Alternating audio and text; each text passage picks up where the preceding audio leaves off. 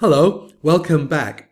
This is the last of 5 videos that talk about ways to use a comma or commas in English writing. And in this video, I'm talking about using commas as parentheses.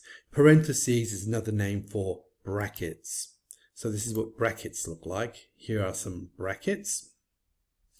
And brackets are a very useful way to add extra information into your sentence. It can appear a little clumsy, so we can use commas to replace the brackets, especially in academic or professional writing. So this is what it looks like. In this first example, I'm talking about a crisis problem. And then I give an example of a crisis problem, and I've bracketed that. And then I continue talking about the general definition of a crisis problem. And this is perfectly correct. There's nothing wrong with that. However, an overuse of brackets can be jarring to the reader's eye sometimes. So we could use commas instead. And the advantage of commas is they are less obtrusive, but they perform the same task, because a comma, as you know, indicates a pause.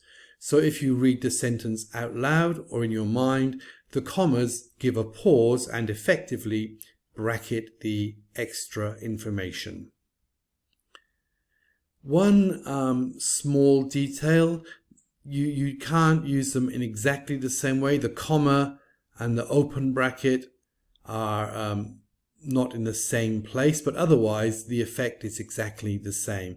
And just be aware that you can't really use commas to bracket single words like I have here.